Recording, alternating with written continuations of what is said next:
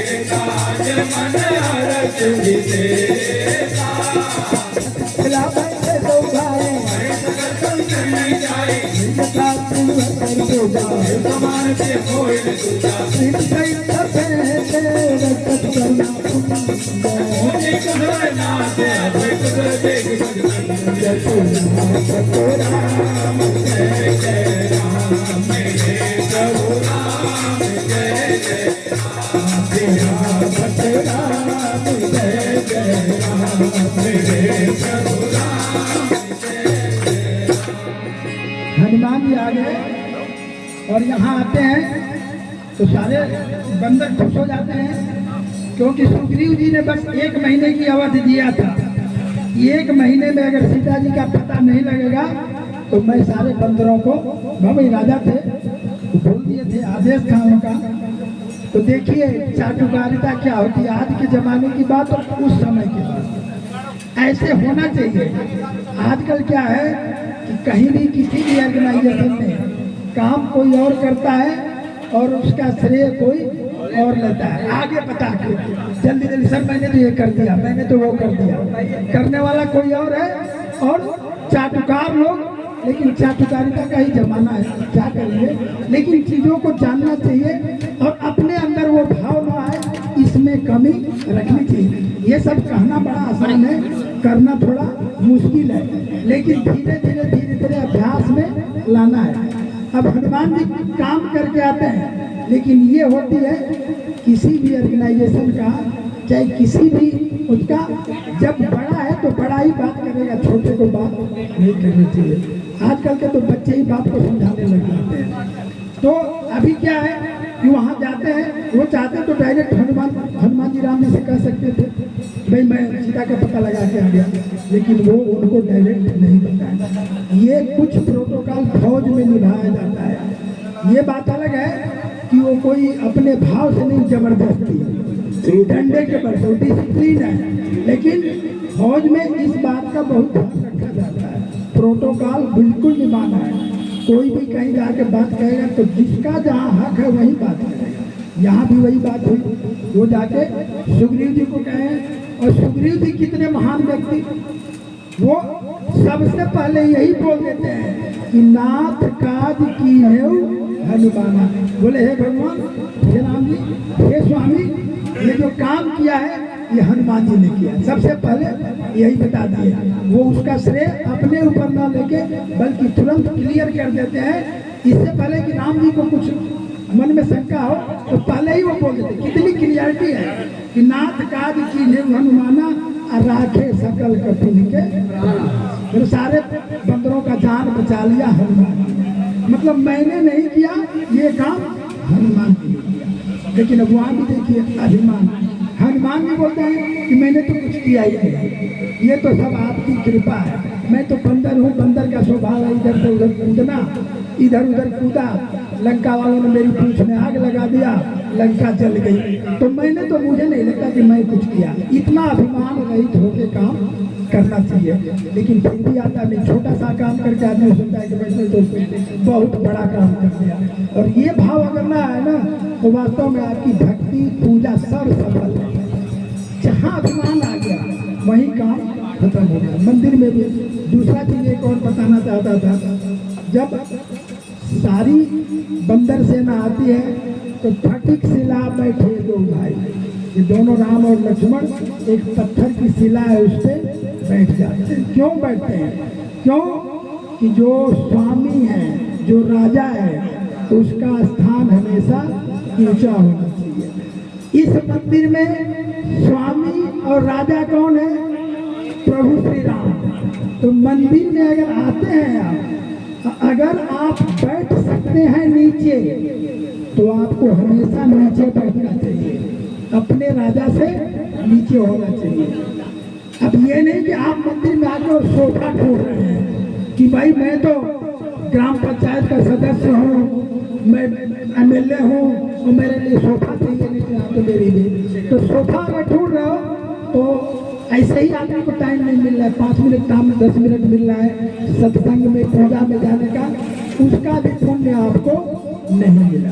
जाओ तो भाव से जाओ, 5 मिनट बैठो, 10 मिनट बैठो और ये अनुशासन के साथ जाओ कि मैं भगवान के घर आया हूँ।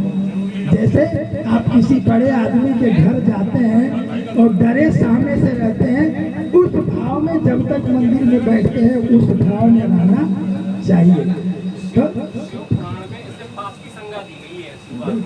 तो इसलिए, लेकिन हाँ अब उसमें भी एक और चीज है आगे कि बालक, वृद्ध और रोगी, इनके लिए ये रूल लागू नहीं है। अगर बालक है तो वो बैठेगा, वृद्ध है तो उसके लिए भी नहीं है, और रोगी है, जिसको कोई रोग है वो बैठ नहीं सकता है तो वो ऊंचे आसन पे बैठ सकता है। वरना अगर आप बैठ सकते हैं तो मंदिर में आके हमेशा कोशिश करिए कि भगवान के आसन से हमारा आसन नीचे हो, तो आपको उसका ज्यादा पुण्य मिलेगा। तो इस चीज से बचना चाहिए। मंदिर में जाके और कभी भी कुर्सी पे मत बैठिए, सोफे पे मत बैठिए, तुरंत नीचे बैठिए। अगर नहीं बैठ सकते हैं तब बैठिए, वो भी भगवान से क्षमा मांग के, प्रभु माफ करना। बोलिए श्री रामचंद्र की जय। मुग्धा विधिवत करि पूजा,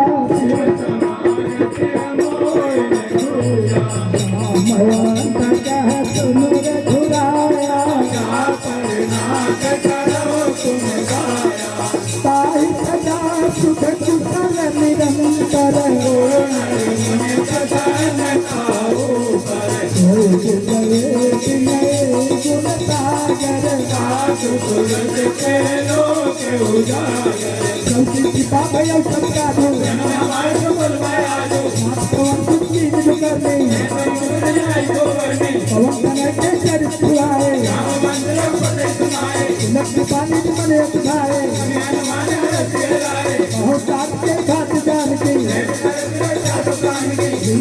निरंतर पूजा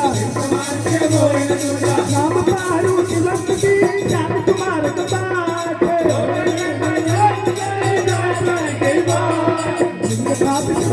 पूजा मोहन चूड़ा मन की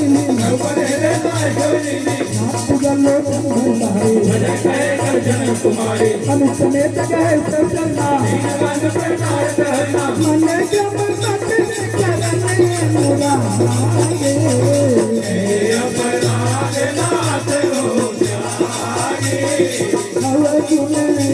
मोर में माना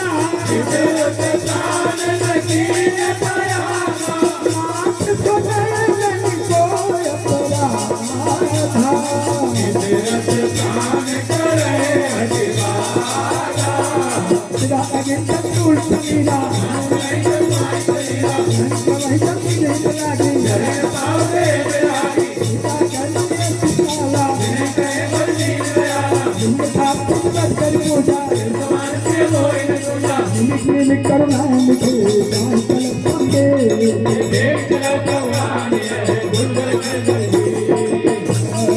जिनके साथ बस कर पूजा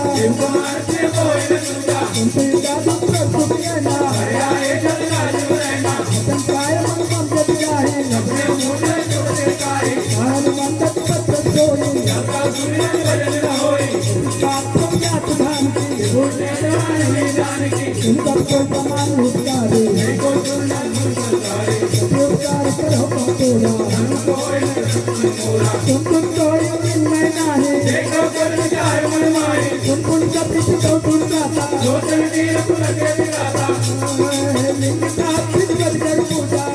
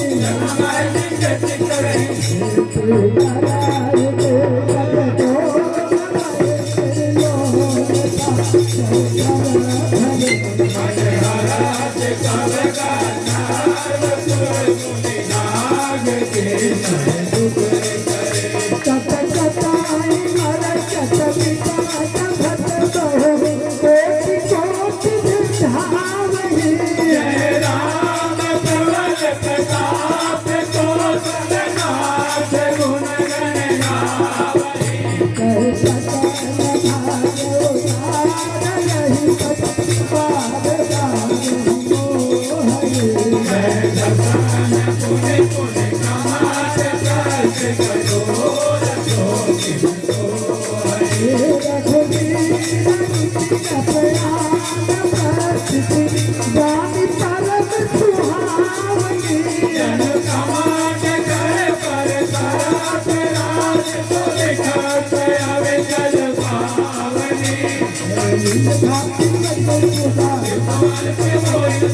मेरी जाए किसान जो अपने सागर के हमारे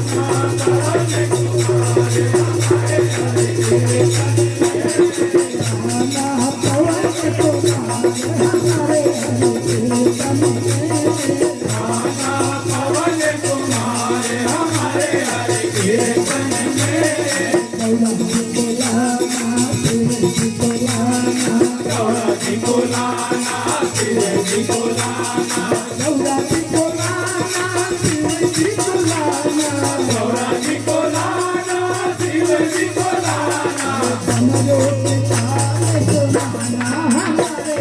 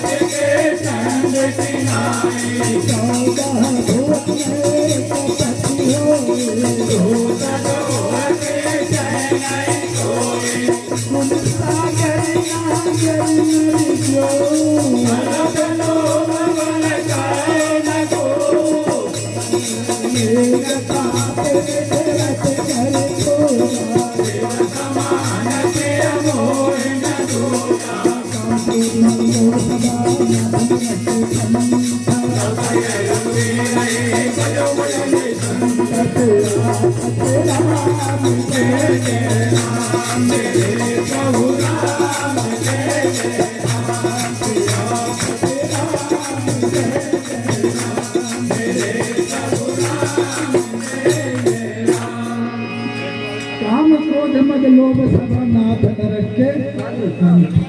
यही चीज है जिंदगी में, छोड़ देने के बाद आदमी एकदम मौज में है। काम क्रोध मद लोभ और मोह साथ में है, तो मोह से ही लोभ होता है। जहाँ मोह है वहीं लोभ आ जाता है।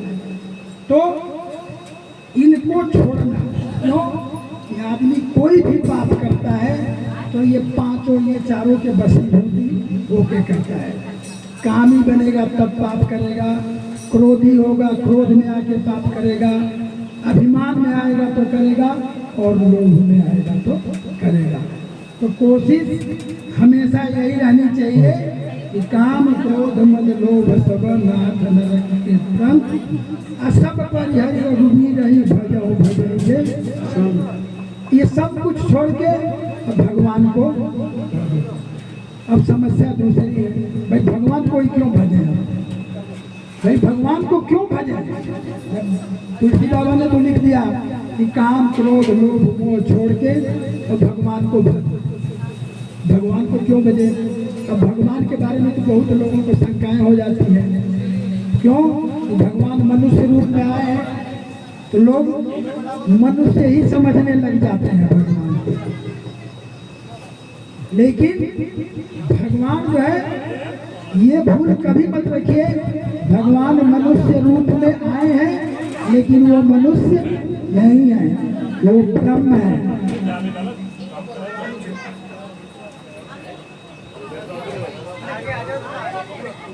अरे शोर हो रहा है।